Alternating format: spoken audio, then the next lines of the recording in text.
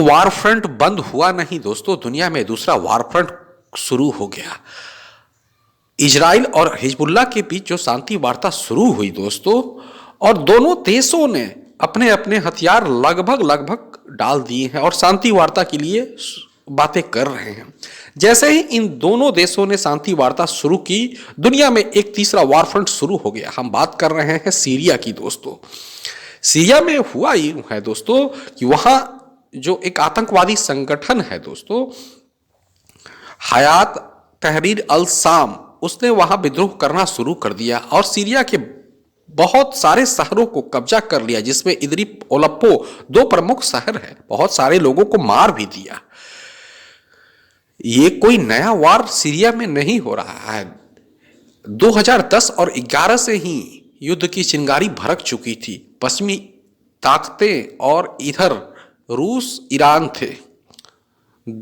दोनों ताकतों ने सीरिया को युद्ध का अखाड़ा बना लिया था। न जाने कितने लाख लोग मार दिए गए, पूरी तरह से सीरिया को बर्बाद कर दिया गया। आप समझ सकते हैं आज के डेट में लगभग 80% से ज्यादा सीरिया पूरी तरह से बर्बाद किया जा चुका है। नया सीरिया बनाने में शताब्दियों लग जाएंगे, फिर भी वैसा सीरिया नहीं बन पाएगा जो पहले था। अब आइए हम बात करते हैं कि आखिर वजह क्या है इस लड़ाई का। सीरिया की अगर हम डेमोग्राफी के बारे में बात करें ना, तो वहां मेजोरिटी जो है वो सुन्नी मुसलमानों की है, लेकिन शासक जो है बशर अल असद वो शिया है। इस कारण जो मेजोरिटी सुन्नी मुसलमान है हमेशा से वहां विद्रोह किए हुए हैं और बशर अल असद को हटाना चाहते हैं, लेकिन वो इतना आसान भी नहीं था। बशर अल असद के पीछे दोस्तों रूस, ईरान जैसे देशों का साथ था। हमेशा चट्टान की तरह रूस और ईरान बशर अल असद के साथ रहे, वहां के विद्रोहियों को घुटने टेकने पर मजबूर किया। इन जो विद्रोही संगठन है दोस्तों, उनके पीछे ये कहा जाता है कि तुर्की और भी कुछ मुस्लिम सुन्नी देश है, उनका हाथ है। साथ में कुछ पश्चिमी देश भी हैं जो पूरी तरह से इन विद्रोहियों को ताकत देते हैं, क्योंकि उनका एक ही मकसद है रूस ईरान को कमजोर करना। और रूस ईरान यहां बशर अल असद का साथ दे रहे हैं। स्थिति ये हुई है अभी दोस्तों, वैक्यूम सा हो गया है पूरे रीजन में। वैक्यूम का कारण क्या है?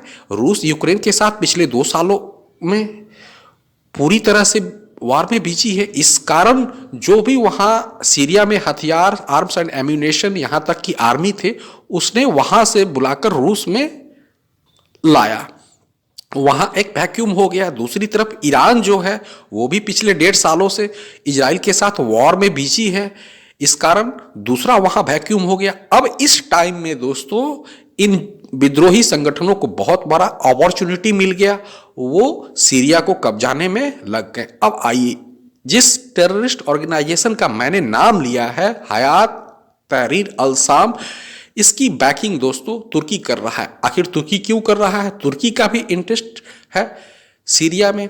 दरअसल एक सीरिया की आबादी का बहुत बड़ा हिस्सा दोस्तों कुर्द का है, और वही कुर्द हैं जो एक अलग कुर्दिस्तान देश की मांग कर रहे हैं। दुनिया में सबसे बड़ी आबादी जो कुर्दों की है वो तुर्की में है, और तुर्की कुर्दों को देखना नहीं चाहता है। अभी 1 महीने पहले मैंने अपने चैनल पर वीडियो बनाया था, कुर्दों ने भीषण टेररिस्ट अटैक किए थे तुर्की में। आज से नहीं, तुर्की शुरू से कुर्दों के खिलाफ धावा बोला है।